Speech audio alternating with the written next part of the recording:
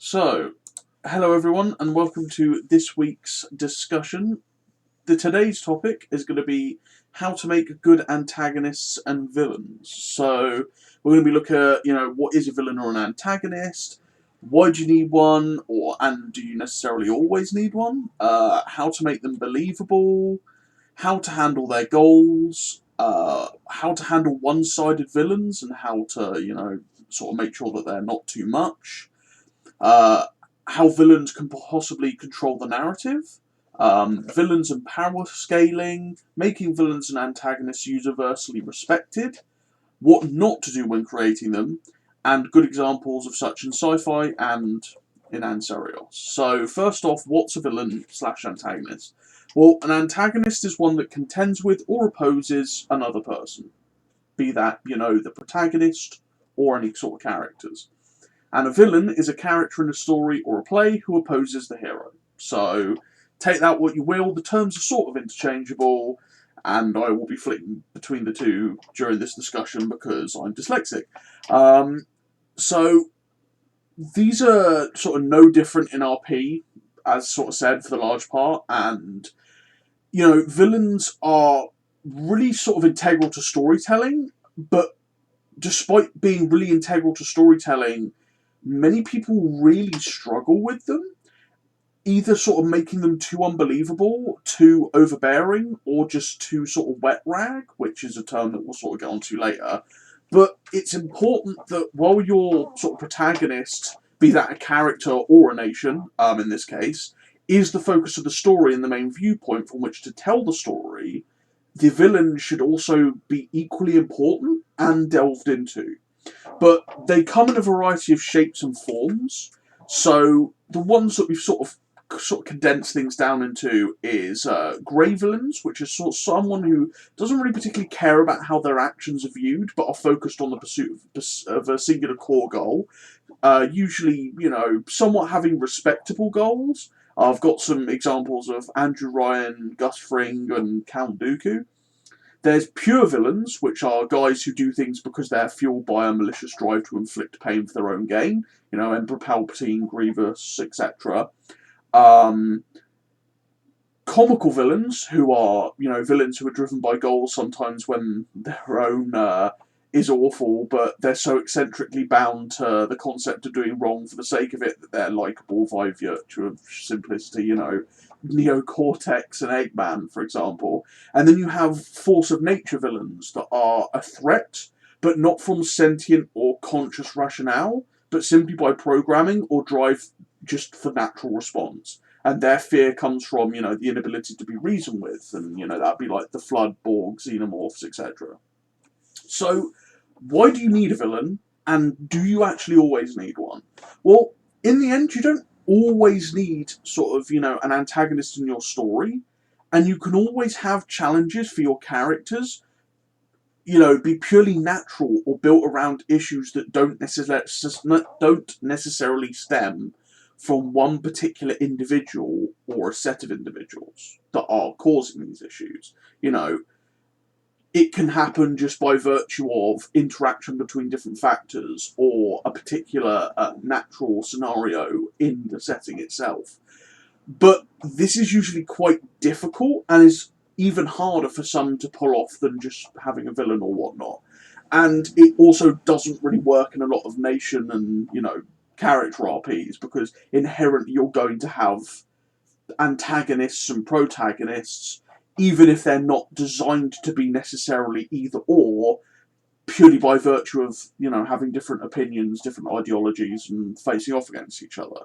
So, in this fashion, villains and antagonists help counterbalance the story to the heroes and can be the origin of numerous issues and challenges that, said hero might have to face. They also offer a way to tell the story through another, not always, but usually opposite perspective. This can offer new ways to delve into the story and add really interesting twists, which would kind of be impossible from any other angle. And this is always, really fun to do, and is alone kind of a reason to have one in your story.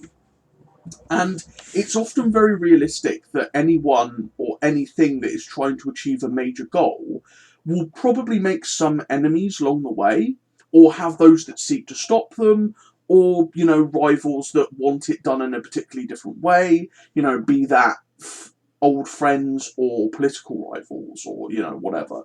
Um, it's just, anything that's going to be kind of diametrically opposed to your protagonist is pretty much going to fit the bill.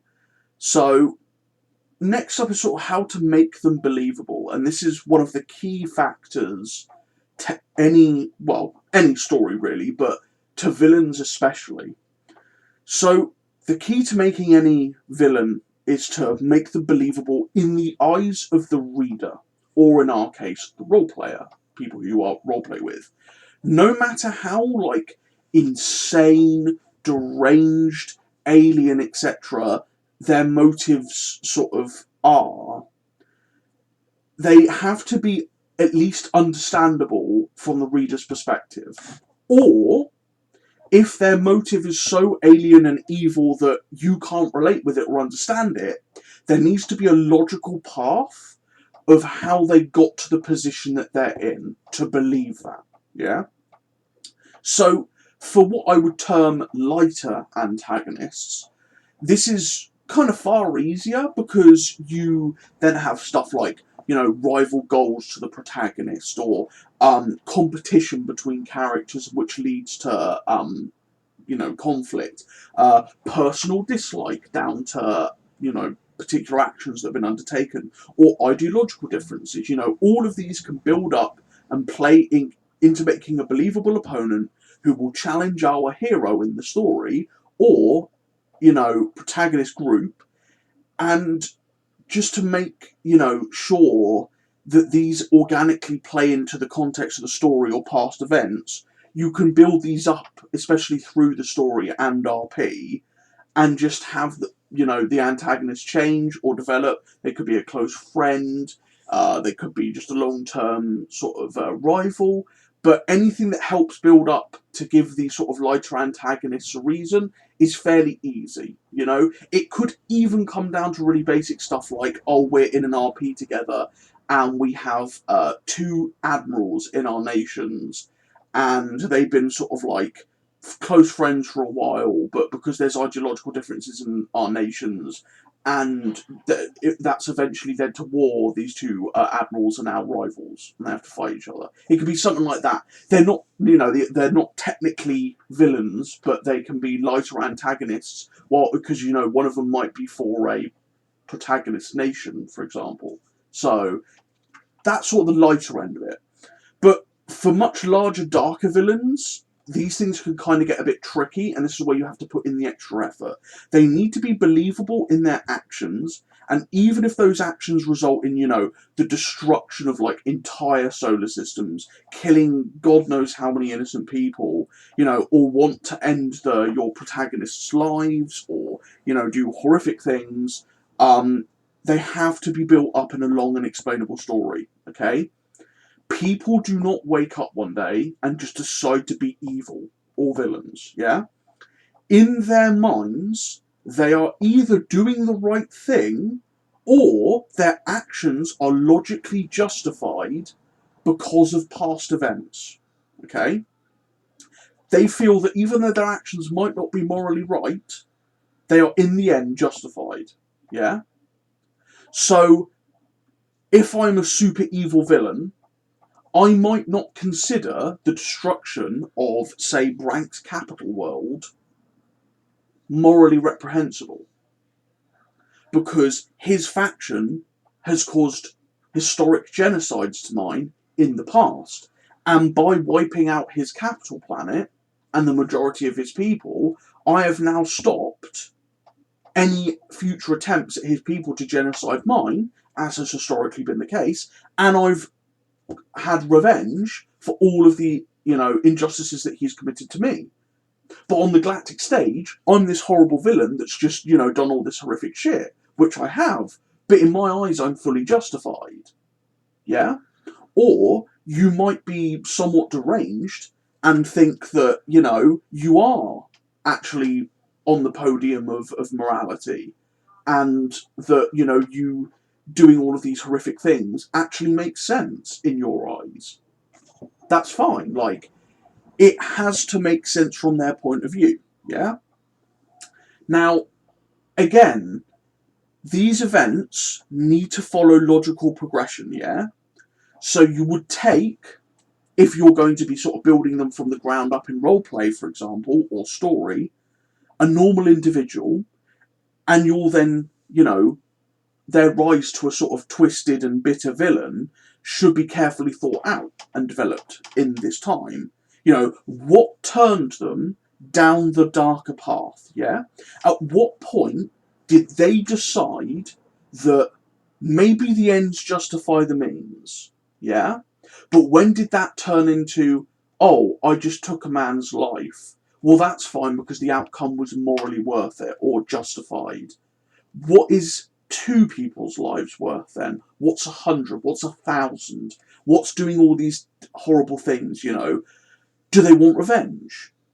Do they hate themselves and they're projecting it onto others? You know, do they have self-doubt? Have they been eaten alive by the need to get power to protect other people? There's so many different ways that you can sort of take justification and turn it into just sick and disgusting actions. I mean, look at IRL. We have more than enough examples, even today, to show you what people will do in pretty villainous situations, still claiming that they're the good guys. I mean, look at Vladimir Putin. Look at Russia.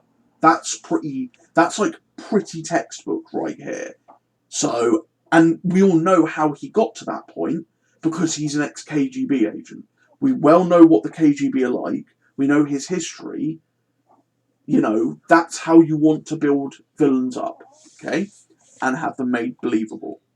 Now, you can always create a psychological profile for your villain or antagonist, and that delves into why they think like they do and how they arrived at those points, their opinions on maybe certain factors, and how important certain things are to them personally.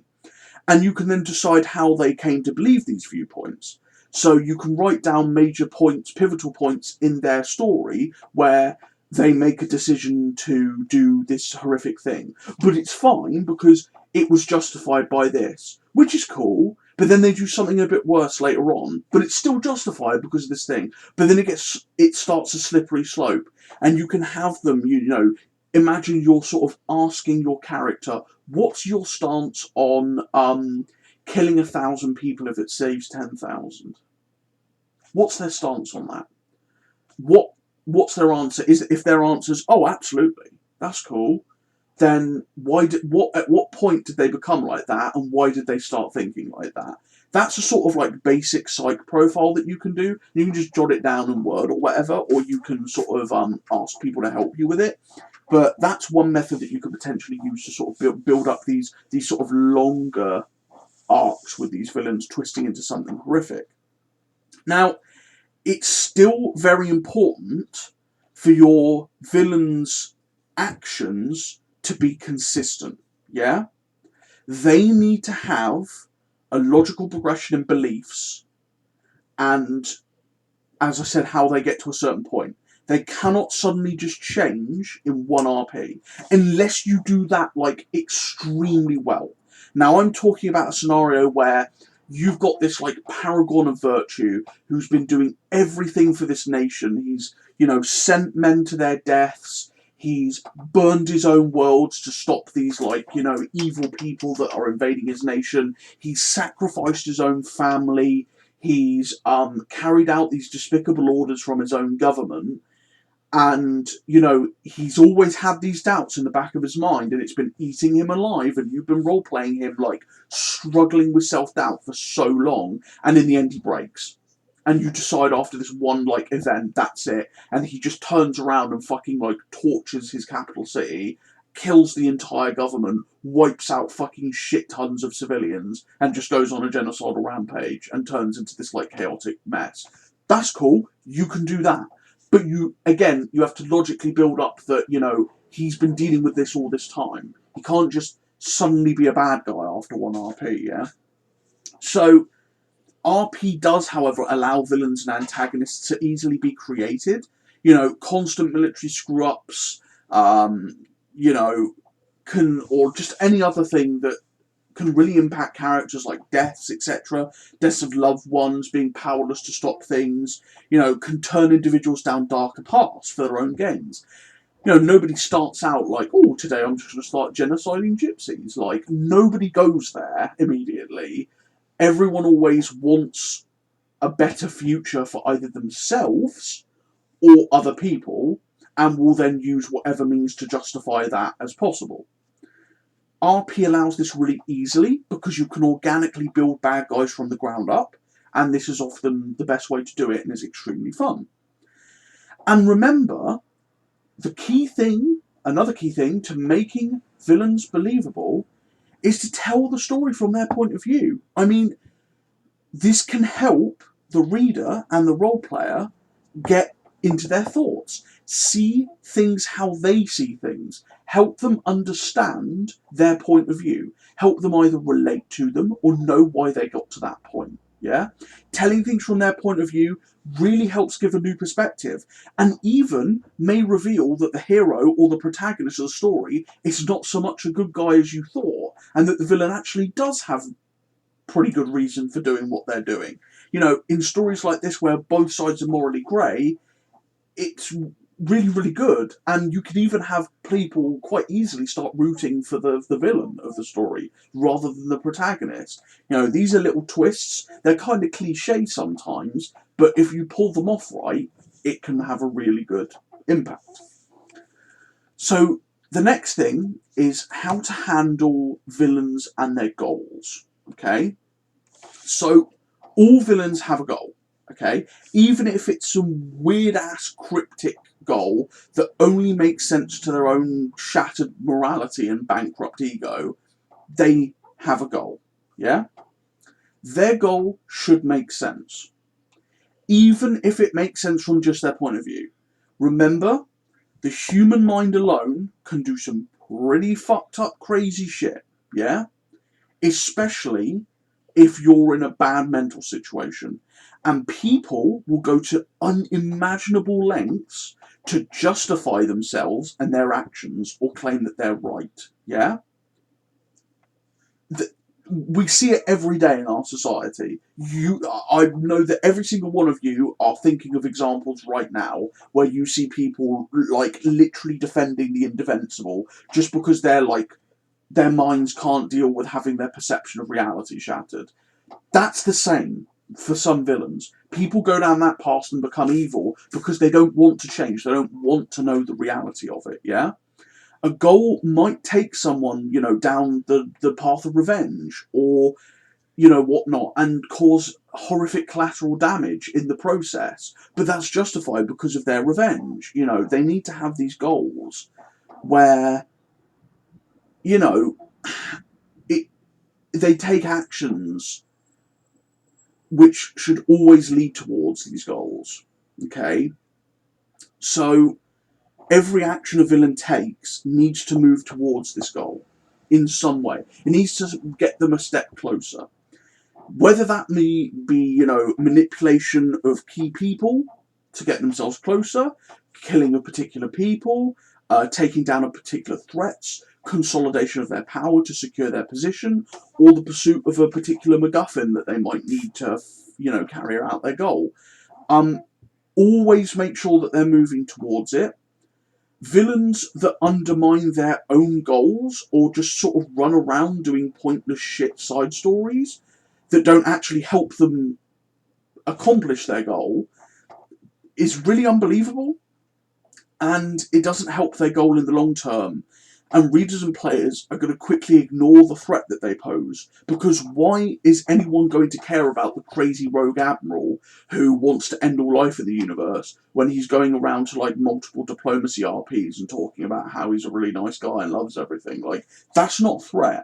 If he's burning worlds by the fucking dozen, everyone's going to think that he's a threat. It fits his MO, people are going to believe it, and it fits his goal pretty well, and it's consistent, yeah? Again, Give them logical progression for their goals, a ladder that they have to climb to reach their end state. Each rung of that ladder is going to be an event or something that helps either get them closer to their goal or cements their belief that what they're doing is right, okay, or helps their perspective.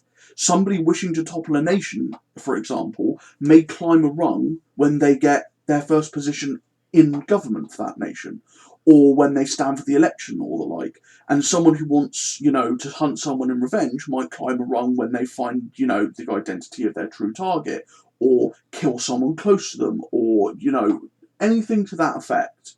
Make it believable, okay?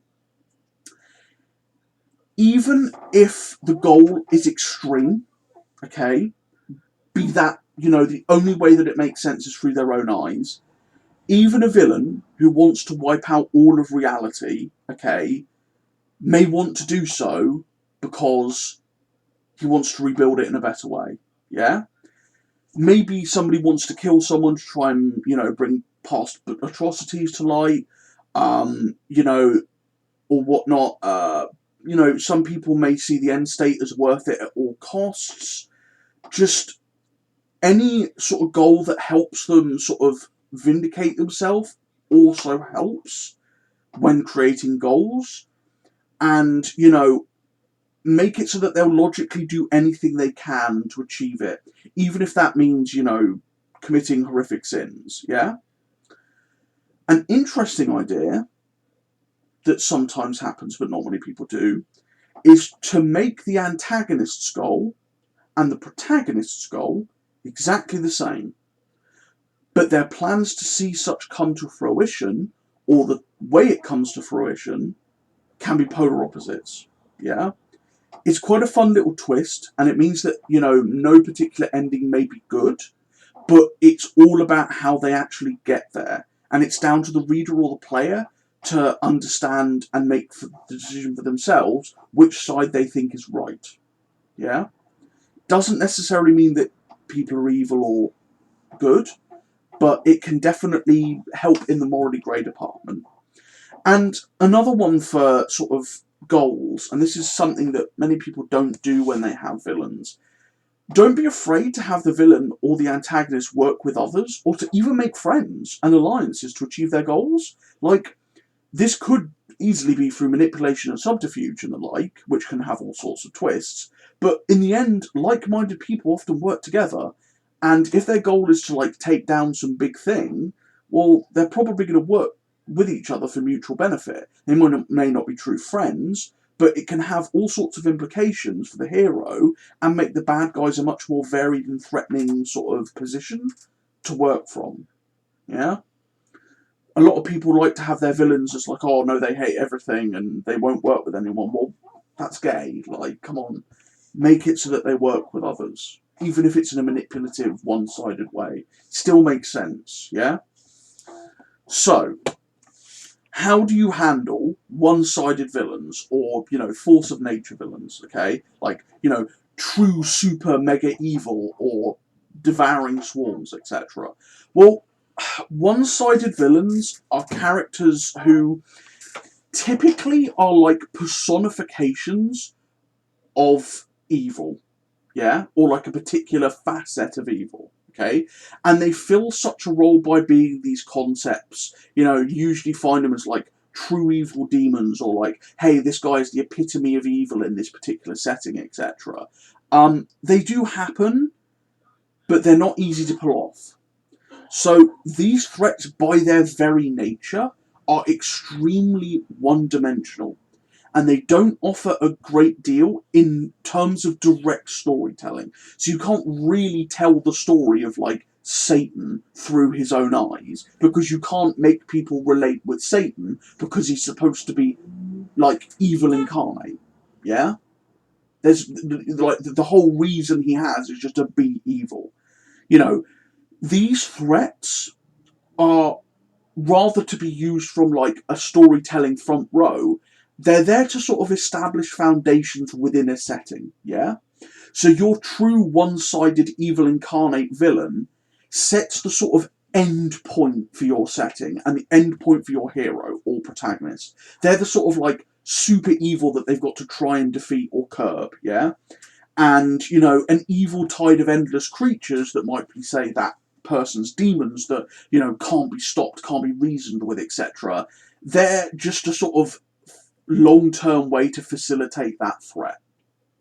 Now, if you do these epitome of evil characters who have no reason for why they are other than, you know, just to be evil, it's best to not have them active in your setting, and definitely not to be a commonly encountered threat within your fucking story, yeah? These are the sort of end challenges and end bosses that you need, the protagonists need to overcome. But they also still need to be believable, and they also need to have a goal.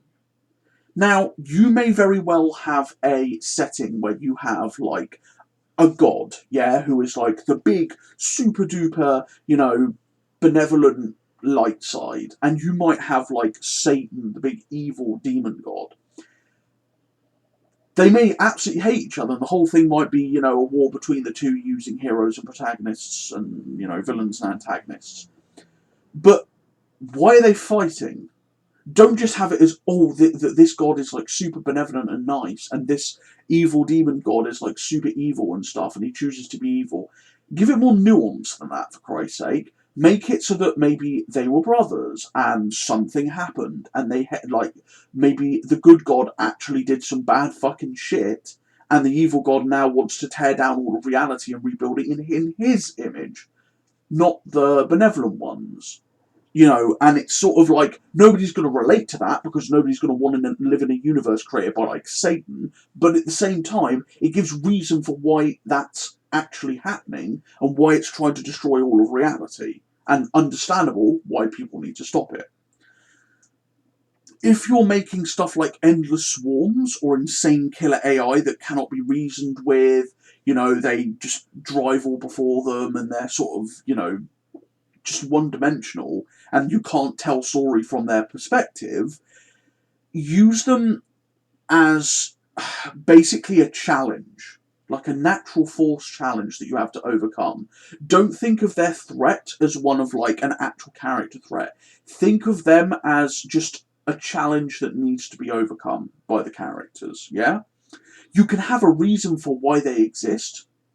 So, like, oh, why were these crazy killer AI created? Oh, it was because of this race and some stuff that they did, and there was a reason, and like, blah, blah, blah, blah, blah. You can flesh that out. You can even give them a reason for why they are killer crazy and they do what they do, but you obviously can't tell things from their perspective. So, you know, because you can't give them any character or ability to provide the point of view, just use them as a natural obstacle that your protagonists or faction need to overcome, yeah? Don't rely on these types of villains because otherwise your setting becomes like super one-dimensional and really dry, because you'll be developing all of your protagonists and your players, and yet your villains are just like these completely faceless blobs that are just like, you know, threat number 69 that just wants to kill everything and is evil for the sake of being evil, yeah? Use them as world-building concepts for the setting and obstacles to overcome, not as main villains. Any other villain gives you so many alternate viewpoints to explore, moral conflicts, variety in terms of challenge, and just interesting story. These should just be sort of endgame stuff, or, yeah, challenges to overcome. So, what about villains controlling the narrative? Well, villains are fully able to control the narrative and be put into a position of power with it, but through their own power on the setting, they themselves may dictate the direction of the protagonist through their actions, or the heroes having to, you know, work around the antagonist's overarching control. This method of setting and storytelling can be really good, but it does have some issues. So, having too many villains, or having the villain controlling way too much of the setting and the narrative, can often stifle the hero's own stories or prevent them from really expanding out and exploring your whole setting.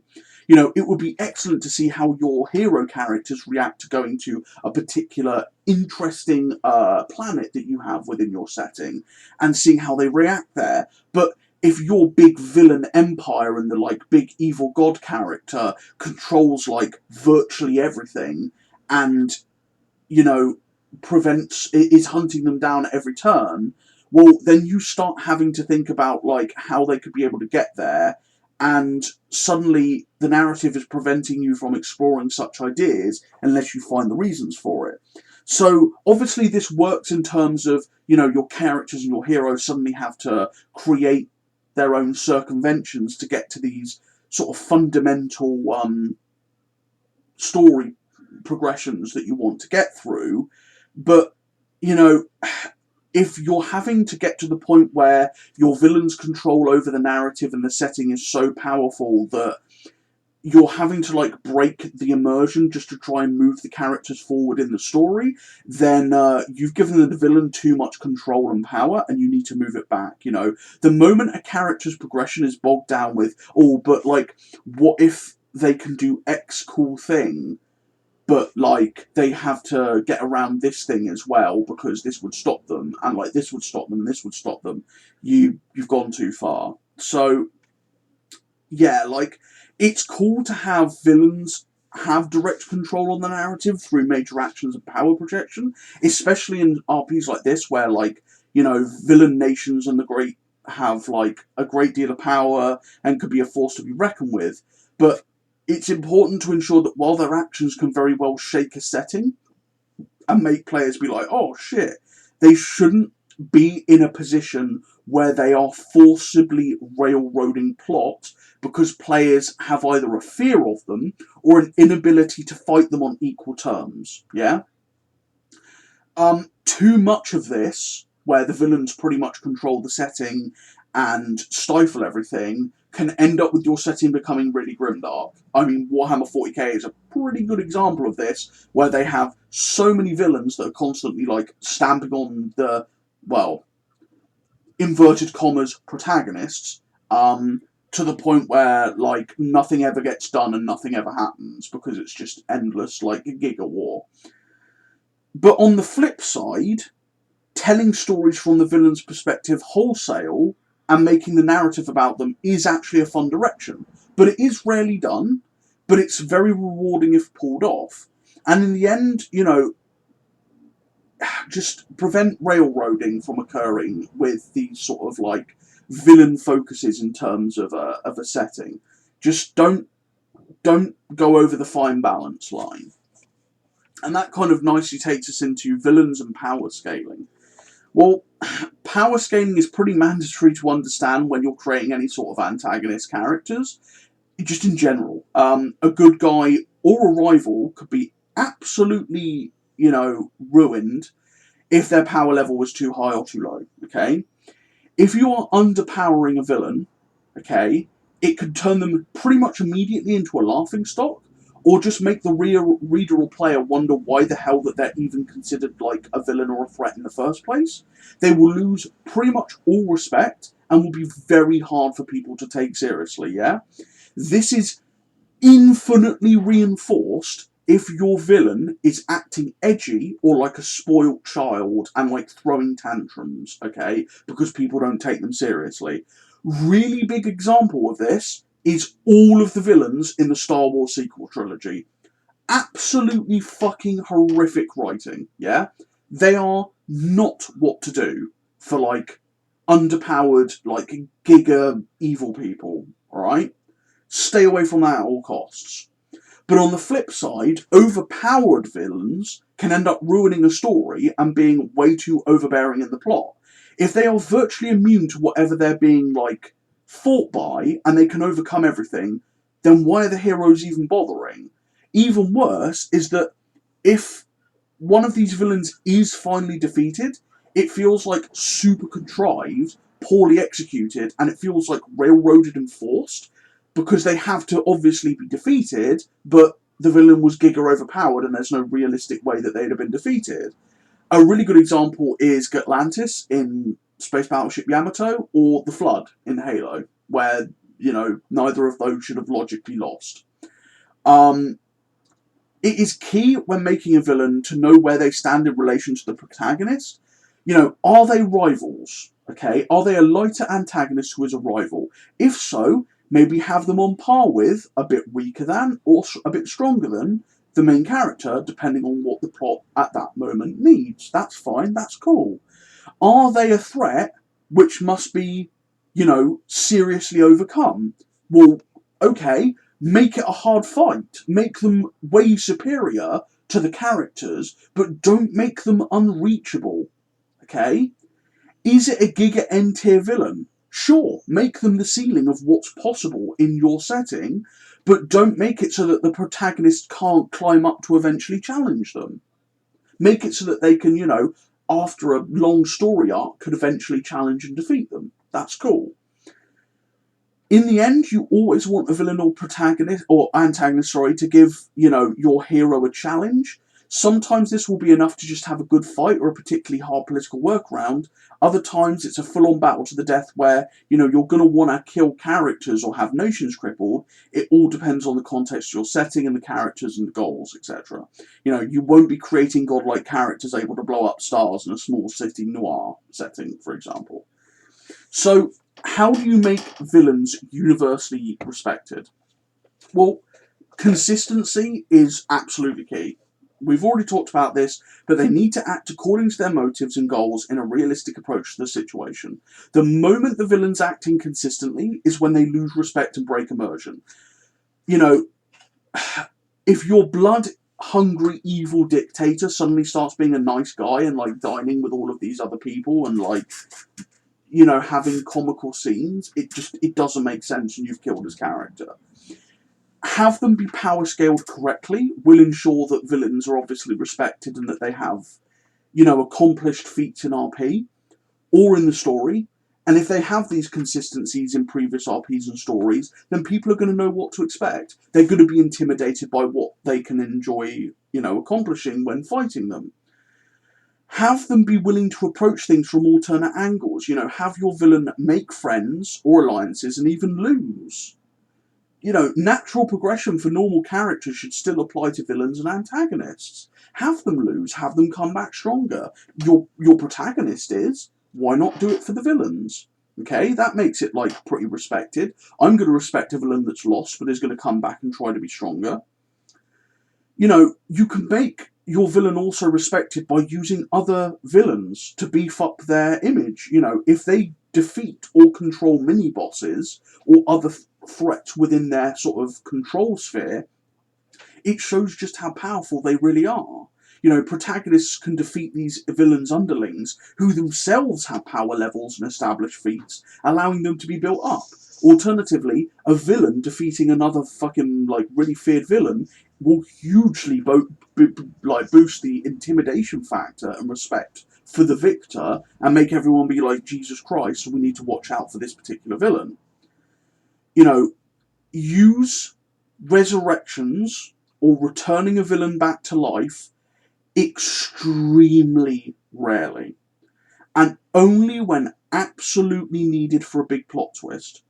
Villains, or just any character in general, who overstays their own story arc's natural conclusion, are poorly handled and executed and will swiftly lead to such a threat being considered shitty written and a joke. Just look at Palpatine. If creating rivals, make them like real people.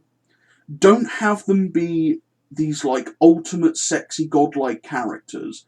Have them be regular people who just have backstories like your other characters. Not every villain needs to be some chiseled Giga Chad character to be respected, even at low power levels. Yeah? As long as the villain is capable of achieving their goals and is willing to do anything to get there, they should be feared. Don't fall into regular tropes, yeah? Villains are respected so long as they fit and feel the role that's been built for them. Established tropes stifle making characters, yeah? If you're making them to a trope, and makes people not take them seriously. Having your villain organically grow from story to fit the context of your roleplay, however, helps avoid this massively. So, what not to do when creating villains and antagonists? Well, these are pretty easy. Do not create villains or antagonists purely for the sake of it, yeah? Make them fit the story. Don't always make them the polar opposite of your protagonist. Have some variety. As I said, have them so that they maybe want the same goal as your hero, but the way that they get there is bloody and horrific. Well, that's cool. Just show that off. Don't have them all be cookie cutter evil people. And don't make them evil for the sake of being evil. Again, nobody wakes up one day and just decides, oh, I'm just going to start genociding minorities. Well, maybe if they're like in some of the right-wing parties at the moment, but, make their goals believable. Yeah, and make sense. Don't have them randomly decide crazy shit one day that has no bearing to their background. Or why the fuck is this random guy Bob from this local village seeking revenge when nothing's actually happened to him? Like, why is he hunting this guy down? Don't make your bad guys woefully underpowered to the point where they're not a threat. Nothing undermines a threat like not being a threat or being unable to project power. If your villain is unable to accomplish his goals and doesn't really have much ability to try to do so, well, he's not a threat. So why do people care? Don't make your bad guys overly, overpowered. If they're nigh unbeatable, it makes beating them feel force contrived and railroaded. And also, people are not going to want to interact with them.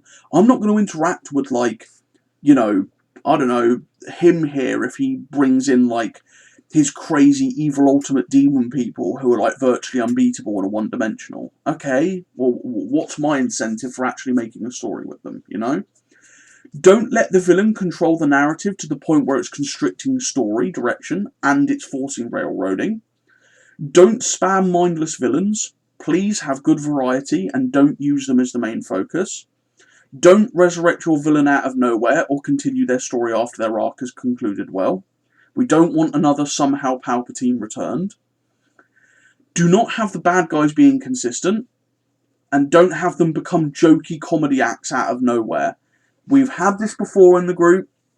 We've had a super duper evil person called Shaw, who was actually had some semi-feats under his belt and was a threat, until all of a sudden one day he decided to be a comedy act in 5 RPs. Everyone lost all respect for him. Nobody ever took him seriously again. One moment of your villains acting inconsistently can destroy them. Yeah? You might have built them up for years, but one out of character moment for them can just make people go, oh, what the hell? And it's virtually impossible to reclaim. Don't create your villains as some super hot, sexy temptress who everyone will fall in love with, because holy shit, the amount of times I've seen villains being done as super hot, oh, you've got to love the villain because they're super sexy, nobody cares. And also, do not, for the love of God, crutch on the terrible trope of, well, actually, the protagonist or humanity were the real villains all the time. It's fucking overdone and it's awful, alright? Just putting it out there. So, good examples of villains in sci-fi in general and in Ancerious. Well, in Ancerious, you've of course got Inara, our beloved leader, rest her soul, and the horrific things that she did in the wish to essentially build her nation up. You've got Armin Lakos, who is one of the dual leaders of the army of the Panopticon, who was once an insane worshipper of Inara, who was so extreme in his views that she actually locked him away on a planet with a bunch of other crazies, and he took and created a cloned body of her as his own. And in the process founded the army of the Panopticon after going after just insane esoteric stuff. And he's pretty obsessed with power and control, and because of that he wants to control the afterlife, the Panopticon, and is going to do absolutely everything in his plan to ensure that comes to fruition, no matter what gets in his way. You've got Arkamavir, Sajir Arkamavir. He is a self-centered businessman from Natar who selfishly wants more power and wealth. He has backstabbed his own comrades and has clawed his way into power. He is incompetent and corrupt, but is going to do absolutely everything to keep his position and secure his superiority, and is happy to let others exploit whatever they wish around him, so long as he creates more and keeps on to his wealth. You've got Dib, one of the unnamed agents. He's a calm and respectable individual who is always happy to help somebody else in their time of need, only it's either to, get his own gain or to just play with them. And he himself is part of a terrible race of xenophobic controlling aliens who want total supremacy over the galaxy and will do anything, say anything, or kill anything to achieve such. And Dib is just the friendly face of such. When he turns up, you know shit's going to go down. You've got Madame Uralix, who is the leader of Aurelia. She is a firm believer in native supremacy in the galaxy, and while she's resolute in her wish to build, her nation and the natives of the galaxy into a galactic powerhouse, after Aurelia's, really bad and terrible past with the colonials, she doesn't really care how it's done and will manipulate, bully, mass genocide, or just do whatever is necessary to get there, especially if it means tearing down colonial nations. For good sci-fi villains, we've got Agent Smith from The Matrix. He's a good villain because he's almost always in control, and he's intimidating because of the way that he holds all the cards, which means that sort of any victories against him by the protagonists are even more impactful, but he isn't omnipotent enough to stifle the whole narrative. And he's really quite nice in his control of that fact. You've got Darth Vader, who's a good example of a villain who, ironically, didn't actually have much depth or build-up, but was all about presentation, because the moment you were presented with him, he was a threat. And he was built up as a threat. And he was consistently shown to be a threat, and he talked like a threat, yeah? And he was imposing, and it pretty much built him into the raging power that we know today, and he only got his flashback and sort of like previous story arc fleshed out afterwards that only solidified this further. And in the end, he technically wasn't actually defeated. He chose his own way out. So, yeah, he's a pretty good example. And sort of for a sort of character slash faction, the founders from Star Trek Deep Space Nine, they're a race of shapeshifters who rule the Dominion, which is a collective of races that they've pretty much shaped to their needs. They are extremely manipulative, very expansionist and controlling, but they are so because they've been persecuted and genocided by so many other species. So they built the Dominion and manipulated these races so that they could be defended and protect themselves and stop any potential future wars or genocides against them. And so they're willing to do anything to do that. So that's pretty much everything I have. Did anyone want to ask any questions at all?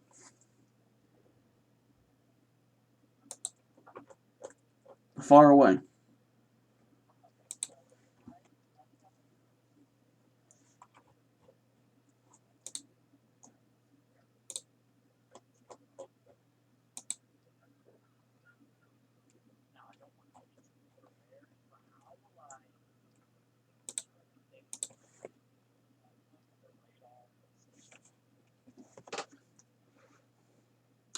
You basically want him to effectively be happily carrying out orders or working towards whatever the nation's goal is, but also working towards his own goals in the process. Even if that's conflicting with other things. That's right. Any other questions at all?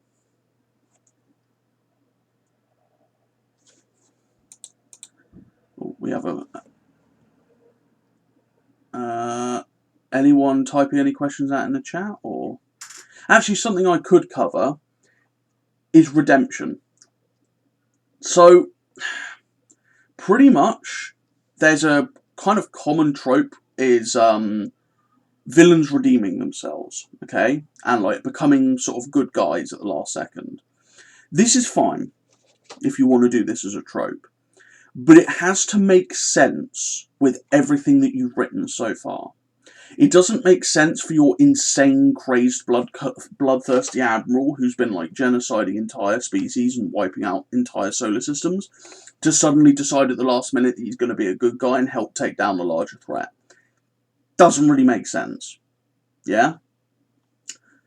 if someone has been trying to do the right thing all along and has been convincing themselves that their horrific actions are actually right and they're the best outcome for everyone, and they've been lying to themselves and self-hating themselves over everything, suddenly deciding at the last minute, actually, I am the fucking, like, bad person here, I have to do something, and, like, trying to redeem themselves at the last minute, that works.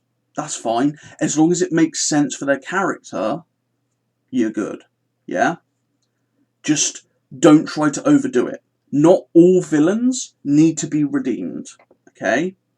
And not all villains will want to redeem themselves. So just be aware of that particular sort of trope. Okay? So, any questions before I wrap this up? It does not seem so. Okay, well, in that case, thank you everyone, and I will see you next week.